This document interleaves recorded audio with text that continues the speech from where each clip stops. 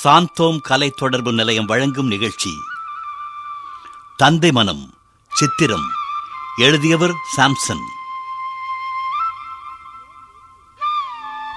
இறை இயேசு இப்பூவுலகில் வாழ்ந்த காலத்தில் தமது போதனைகளாலும் நடத்தையாலும் ஏராளமான மக்களை நல்வழிப்படுத்தி வந்தார்.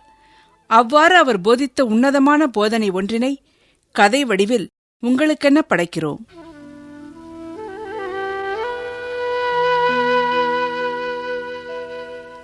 ஏனோக்கு இது பாரு, நடந்ததையே நினைச்சு எத்தனை நாளைக்கு அப்படி மனசு உடைஞ்சு உட்கார்ந்துருக்க போற?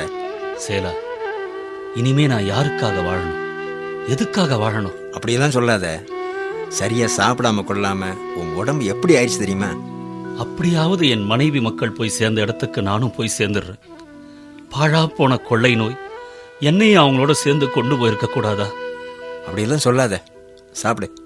எனக்கு பசிக்கலப்பா. சரி, இந்த பானத்தையாவது குடி. வச்சுட்டு போ. சரி, நான் வேலைக்கு போயிட்டு வரேன். உனக்கு என்ன வேணும்னாலும் என் வீட்டில் வந்து கேளு.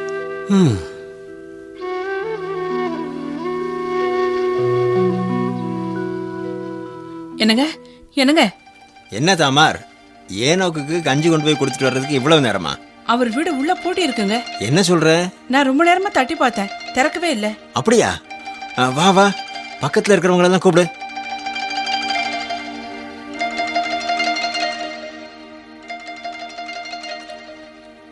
என்ன வைத்தீரே? ஏனோக்கு சாப்பிட்டுருக்கிறது கடுமையான விஷம்.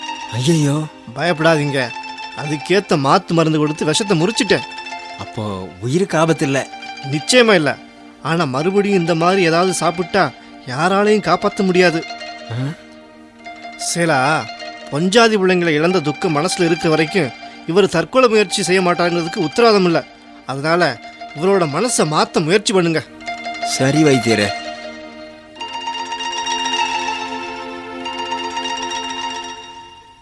ஏனோக்கு இப்ப எப்படி இருக்கு? தாகமா இருக்கு. இந்தா தண்ணி குடி. சேலா, என்ன ஏன்பா காப்பாத்துன? முட்டாள்தனமா உளராத. எத்தனை வாட்டி சொன்னாலும் கேட்காம இப்படி பண்ணிட்டியே. எனக்கு வாழ பிடிக்கல. ஏன்? எனக்குன்னு யாருமே இல்லை. நான் அனாதையாயிட்டேன். எனக்கு ஏதாவது ஒண்ணுனா இனிமே நான் யாருக்கிட்ட போவேன்? என்னப்பா நீ, நாங்கெல்லாம் இல்ல, உனக்கு உதவி செய்ய மாட்டோமா? அடுத்தவங்க உதவியெல்லாம் எத்தனை நாளைக்குப்பா? சரி, எங்களை நம்ப வேண்டாம். எல்லாத்துக்கும் மேல கடவுள் ஒருத்தர் இருக்காரு, அவரு உனக்கு துணை இருப்பாருப்பா. அடப்போப்பா, சும்மா என்ன சமாதானம் பண்றதுக்கு சொல்றேன். சரி, நீ நாசரேத்தூர் இயேசுவை பத்தி கேள்விப்பட்டிருக்கியா? ஆமா, அவர் நல்லா போதிக்கிறாரு, நோயாளிகளை குணப்படுத்தி நிறைய புதுமைகள் செய்யறாருன்னு கேள்விப்பட்டிருக்கேன். கேள்விப்பட்டிருக்க, பார்த்தது இல்ல. அவரு நாளைக்கு பக்கத்து ஊருக்கு வர்றாரு. நீ அவரை நேர்ல பார்த்தீனா மனசுக்கு கொஞ்சம் ஆறுதலா இருக்கும். என்ன சொல்ற? பார்க்கலாம்.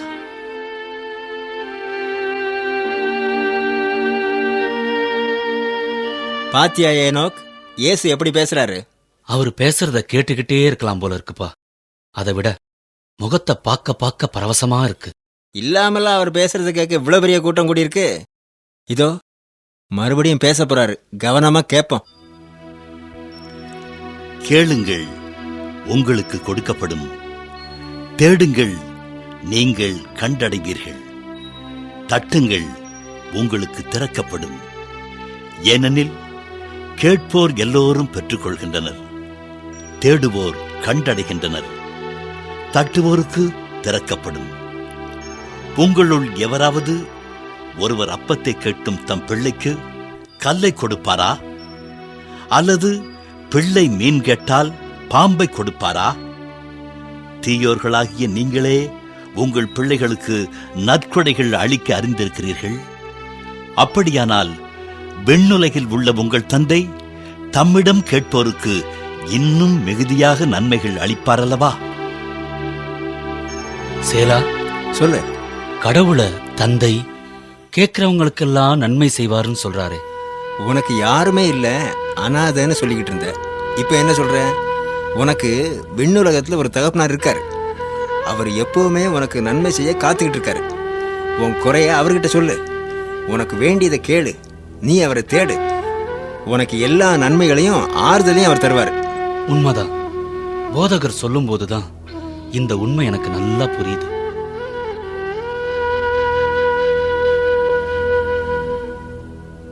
விண்ணுலகில் உள்ள இறைவனை தந்தைக்கு ஒப்பிட்டு தந்தை என்ற ஸ்தானத்தினை கௌரவித்து இறை இயேசுவே உயர்த்தியிருக்கிறார் என்றால் தந்தைக்குரிய பெருமையை என்ன சொல்லி புகழ்வது?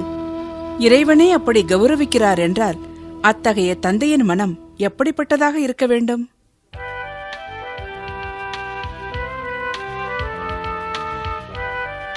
தங்கசாமி, என்ன செல்வராஜ்? ஆஃபீஸில் லோன் போடலாம்னு பார்க்குறேன். நீ தானே அந்த சீட் இன்சார்ஜு. அதனால் அப்ளிகேஷன் போடுறதுக்கு முன்னாடி உங்ககிட்ட ஒரு வார்த்தை சொல்லாம்னு வந்தேன்ப்பா. உனக்கு விஷயம் தெரியாதா? என்ன? இப்போ கம்பெனி இருக்கிற நிலைமையில யாருக்கும் லோன் கொடுக்கக்கூடாதுன்னு புதுசாக ஆஃபீஸ் ஆர்டர் போட்டிருக்காங்கப்பா. இன்னும் 3 மாதத்துக்கு லோன் பற்றி மூச்சு விடக்கூடாது. அப்படியா? என்ன யோசிக்கிற? தங்கசாமி, எங்கேயாவது ஒரு 20,000 ரூபாய் கடன் கிடைக்குமா? வட்டிக்குன்னா கூட பரவாயில்லப்பா. வட்டிக்கு கடன் வாங்க வேண்டிய அளவுக்கு உனக்கு என்னப்பா அப்படி ஒரு நெருக்கடி வந்துருச்சு? அது ஒன்றுமில்ல, என் பையன் ஒரு மோட்டர் பைக் வேணும்னு கேட்குறான். உன் பையன் என்ன பண்ணுறான்? பிஎஸ்சி 2வது வருஷம் படிக்கிறான்பா. படிக்கிற பையனா? அவனுக்கு எதுக்கு இப்போ மோட்டர் பைக்கு? அடம் பிடிக்கிறான்பா. அட போப்பா, சின்ன பையன் என்னமோ கேட்டானா அதுக்கு வட்டிக்கு கடன் வாங்கி மோட்டர் பைக் வாங்கி தரணுமா? நானும் ஏதோ தலை போகிற காரியமாக்குன்னு பார்த்தேன். என்ன பண்ண சொல்கிற? 4 அதட்டு போட்டா பேசாமல் இருந்துட்டு போகிறான். என் பையன் கூட இப்படி தான் பைக் கேட்டு முனைங்கிட்டே இருந்தான். ஒரு நாள் நல்லா திட்டினேன். இப்போ நல்ல பிள்ளையா சைக்கிளில் காலேஜ் போய்கிட்டு இருக்கான். செல்வராஜ், சின்ன பசங்க இப்படி தான் கண்டதையெல்லாம் கேட்பாங்க. நாம நம்ம தகுதிக்கு தகுந்தபடி தானே அவங்களுக்கு செய்ய முடியும். உங்ககிட்ட ஒரு 500 ரூபாய் இருக்குமா? சம்பளம் வாங்கி கொடுத்துட்றேண்ணே. தரேன்ப்பா, இந்தா.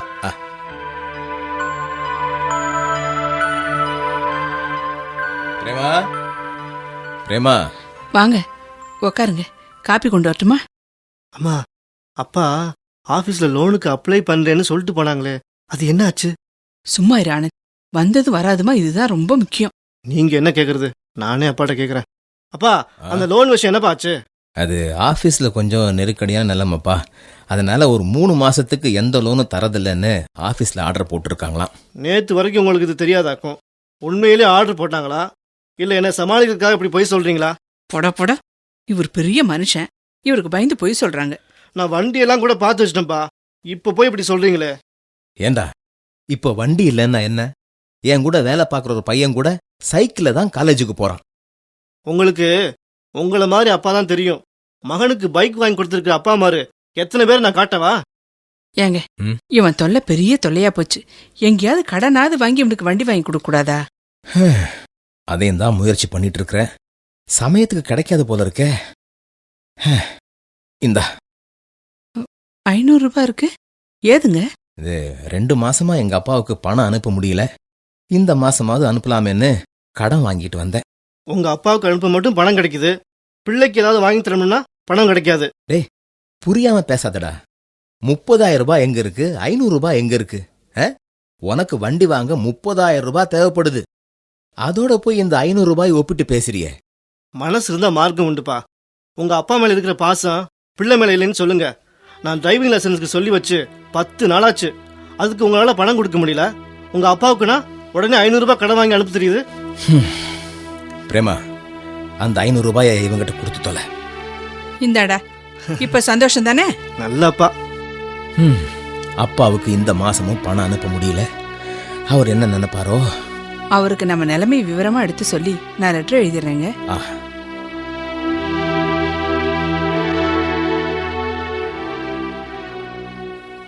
ஆனந்த், என்னம்மா? தாத்தாவுக்கு ஒரு லெட்டர் எழுதுறோம்டா. அந்த கிழவனுக்கு எதுக்குமா லெட்டர் எல்லாம்? வயசான காலத்துல போய் சேராம இன்னும் பிள்ளைகிட்டே பிடிங்கி தின்னுக்கிட்டு. சச்சா, அப்படியெல்லாம் சொல்லாத. பெரியவங்கள அப்படியெல்லாம் பேசக்கூடாது.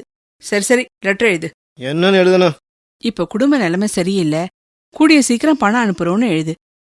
நான் அரிசியை உலையில போட்டுட்டு வந்துடுறேன்.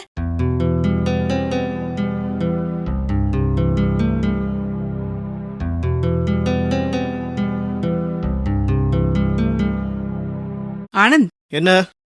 நான் என்னமோ 2 வரி தான் சொன்னேன். நீ என்ன பெருசா எழுதிட்டு இருக்க? அவ்வளவுதான், முடிச்சுட்டேன். என்ன எழுதியிருக்க? கொஞ்சம் படி. அதாவது அப்பாவுக்கு அடிக்கடி உடம்புக்கு முடியாம போகுது. அவருக்கே வைத்திய செலவு நிறைய ஆகுது. பையன் வேற படிக்கிறான். அதனால நாங்க கடன்ல மூழ்கி இருக்கிறோம். எங்க கிட்ட இனிமே காசு பணம் எதுவும் எதிர்பார்க்காதீங்க. உங்களுக்கு இனிமே ஒரு பைசா கூட அனுப்புற நிலைமையில நாங்க இல்ல. இதுக்கு மேல இருக்கிற நிலைமைய சொன்னா நீங்க ரொம்ப வருத்தப்படுவீங்க. அதனால இத்தோட முடிச்சுக்கிறேன். அடப்பாவி, என்னடா கண்ணா பின்னான்னு என்னென்னமோ எழுதியிருக்க? இப்படி எழுந்தாத்தாம கிழவனுக்கு புரியும். இனிமே பணம் கேட்டு நம்மள தொந்தரவு பண்ண மாட்டாரு. முதல்ல அதை கிழிச்சு போடுற. சாரிம்மா, லெட்டரை மூடி ஒட்டியாச்சு. போய் போஸ்ட் பண்ணிட்டு வந்துடுற.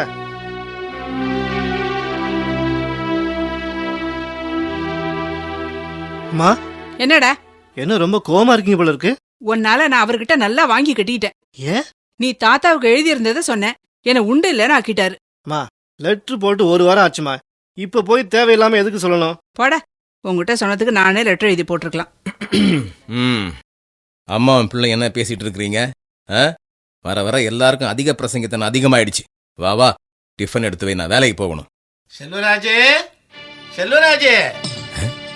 என்னது, எங்க அப்பா குரல் மாதிரி இருக்கு? ஆமாங்க. நீ இரு, நான் போய் பாக்குறேன். தாத்தாவா?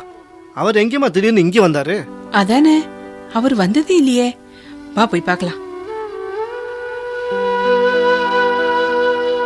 அப்பா. செல்வராஜே, வாங்கப்பா. என்னப்பா திடீர்னு? உன் சம்சாரம் லெட்டர் போட்டிருந்ததா? அது ஆமா. வாங்க மாமா. நல்லா இருக்கியாமா? நல்லா இருக்கேன் மாமா. அது யாரு? அடே பேரனா? நல்லா வளர்ந்துட்டானே. எப்படிப்பா இருக்க? நல்லா இருக்கேன். அப்பா, நீங்க எப்படி இருக்கீங்கப்பா? என்ன விடுறா, நீ எப்படி இருக்க முதல்ல அதை சொல்லு. நான் நல்லதான்பா இருக்கேன். அம்மா, உன் உடம்புக்கு என்ன? ஒண்ணும் இல்லப்பா. பெத்த தாப்பங்கிட்ட ஏன்டா மறைக்கிற? இல்லப்பா, உண்மையிலே ஒண்ணும் இல்லப்பா. சரி, இப்ப வேண்டாம், அப்புறமா சொல்லு. ஆமா, உனக்கு என்ன அப்படி பண கஷ்டம்? அதெல்லாம் ஒண்ணும் இல்லப்பா. இவ ஏதோ தெரியாம எழுதிட்டா. எனக்கு முன்னாடியே எழுதி இருந்தா ஊர்ல இருக்கிற வீட்டை வித்து கடனோ உடனோ இருந்து அடைச்சிருக்கலாம்ல. அப்பா, இப்போ ஒன்னும் கெட்டு போயிடா. வீட்டை ஒரு விலைக்கு பேசி வச்சுட்டு தான் வந்திருக்கிறேன். நீ ஒன்னும் கவலைப்படாத. இந்த என்னப்பா இது? இதுல 3000 ரூபாய் இருக்கு. என்னடா பாக்குற? எல்லாம் மாசம் நீ அனுப்பின பணத்துல சேர்த்து வச்சதான். இப்ப இது எதுக்குப்பா? அட யாராவன், என் பிள்ளைக்கு உதவாத பணம் என்கிட்ட இருந்து என்ன பிரயோஜனம்? அப்பா, நீ 2 மாசமா பணம் அனுப்பலன்ன உடனே நினைச்சேன். நான் நினைச்ச மாதிரி தான் நடந்திருக்கு. பிரேமா, நீ எதுக்கும் கவலைப்படாதமா, நான் இருக்கேன். என்ன பேராண்டி? சரி தாத்தா. எல்லாரும் தைரியமா இருக்கணும். அப்பா, என்னப்பா இது, குளிச்சுட்டு சாப்பிட்டுட்டு ஓய்வு எடுக்காம வந்ததும் வராததுமா என்னென்னமோ பேசிட்டு இருக்கீங்களா? போடா, நீ வேற. உங்களை எல்லாம் பார்த்து எவ்வளவு நாளாச்சு. எனக்கு இப்ப பசி களைப்பு எதுவுமே இல்லடா. என்ன, ஆபீஸுக்கு புறப்பட்டியா? ஆமாப்பா. சரி, புறப்படு. நான் இங்க 4 நாள் தங்கிட்டு தான் போக போறேன்.